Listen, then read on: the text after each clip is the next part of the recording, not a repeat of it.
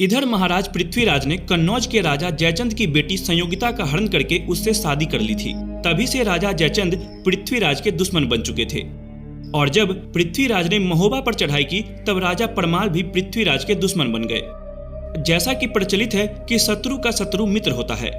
अपनी बेटी के साथ जो हुआ उसका बदला लेने के लिए राजा जयचंद ने पृथ्वीराज की बेटी बेला से राजा परमाल के बेटे ब्रह्मा का बलपूर्वक विवाह करवा दिया। लेकिन इस विवाह के संपन्न होने के बाद पृथ्वीराज की सेना वहां पहुंच गई और बेला को लेकर वे दिल्ली चली गई। इसलिए विवाह तो हो गया था पर वधू ससुराल नहीं पहुंच सकी थी। बाद में आल्हा उदल ने यह निर्णय लिया कि दिल्ली पर आक्रमण करना जरूरी है ताकि रानी बेला को दिल्ली से महोबा लाया जा सके और एक संदेश पृथ्वीराज चौहान के पास भेज दिया। पृथ्वीराज चौहान ने युद्ध की चुनौती स्वीकार कर ली। उन्होंने सेना नायक चामुंडा राय को भी समझाया और एक बार फिर रणभूमि में महोबा और दिल्ली की सेनाएं आमने सामने खड़ी थी। देखते ही देखते दोनों पक्षों ने एक दूसरे पर घनघोर आक्रमण कर दिया और घमासान लड़ाई शुरू हो गई। कहते हैं कि भारत के इतिहास में ऐसा युद्ध पहले कभी नहीं देखा गया था। हाथी, घोड़े, तलवार, भाला, ताशे, नगारे, लोग आज भी इस युद्ध की तुलना कुरुक्षेत्र के युद्ध से करते हैं। बहरहाल लड़ाई करते हुए उदल पृथ्वीराज के सामने पहुंच गया और दोनों के बीच घमासान युद्ध हुआ और पृथ्वीराज घायल हो गए। पृथ्वीराज को बचाने के लिए चामुंडा राय आदि वीरों ने उदल पर एक साथ मिलकर कई तरफ से हमला कर दिया। इतने सारे लोग एक साथ प्रहार करने लगे, लेकिन उदल ने भी घुटने टेकना नहीं सीखे थे। उदल आज अपने पूरे सवाब पर था। उदल पर भैरवी सवार थी। उदल आज अपने आप को बचाने की कोशिश नहीं कर रहा था, बल्कि ऐसा लग रहा था कि उदल अपने प्राणों का उपसर्ग करने के लिए मचल रहा था। उदल लगातार एक के बाद एक चामुंडा राय और उसके सैनिकों के ऊपर प्रहार करते रहे। चामुंडा राय बहुत घबरा गया था और उसने बदहवास होकर अपने हाथ के भाले को उदल की तरफ फेंक दिया और वह भाला सीधा उदल के सीने को चीरता हुआ भूमि में धंस गया। उदल वीर गति को प्राप्त हुए। उदल को हत देखकर ब्रह्मा भौंचक रह गया और चामुंडा राय ने इस मौके का फायदा उठाकर ब्रह्मा के ऊपर तलवार से वार किया और ब्रह्मा भी वीर गति को प्राप्त हुआ। लेकिन ब्रह्मा ने मरने से पहले दिल्ली के कई वीरों को ढेर कर दिया था। अंत में आल्हा चामुंडा राय पर आक्रमण करने के लिए निकले। एक के बाद एक दिल्ली की सेना के वीर आल्हा के हाथों मारे जाने लगे। आल्हा को अपनी ओर आते देख चामुंडा राय अपनी जान बचाकर भाग गया, लेकिन इस युद्ध में आल्हा भी घायल हो चुके थे और समरभूमि में एक ओर गिर पड़े थे। युद्ध समाप्त हो चुका था। दोनों तरफ भारी नुकसान हुआ था।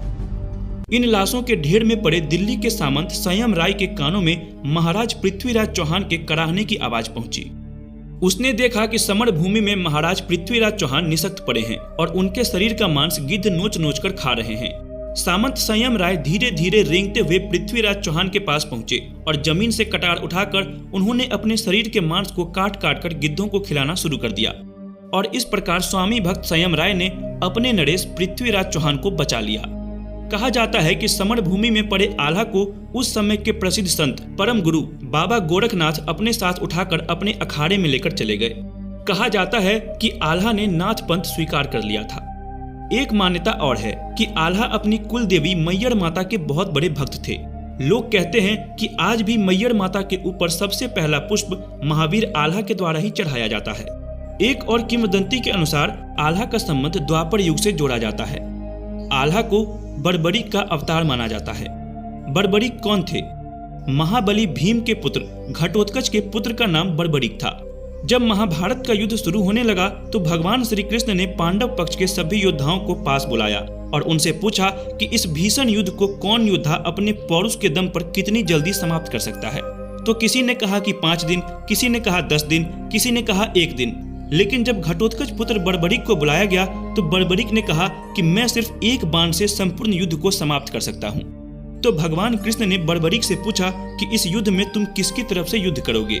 तो बर्बरीक ने कहा कि मेरी माँ का आदेश है कि जो कमजोर पक्ष हो तुम उसकी तरफ से ही अपनी शक्ति का प्रदर्शन करना। भगवान ने कहा कि तुम हमें बताओ कि कैसे एक बाण से तुम संपूर्ण युद्ध को समाप्त कर सकते हो।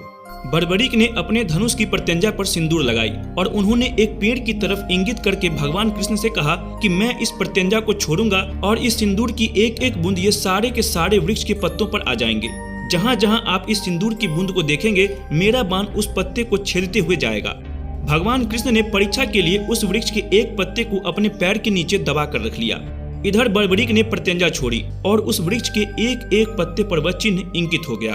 भगवान कृष्ण ने बहुत चुपचाप पैर के नीचे दबे हुए पत्ते को देखा तो वह पत्ता भी चिन्हित था और तत्काल ही भगवान कृष्ण ने सुदर्शन चक्र उठाया और बर्बरीक का सर धड़ से अलग कर दिया।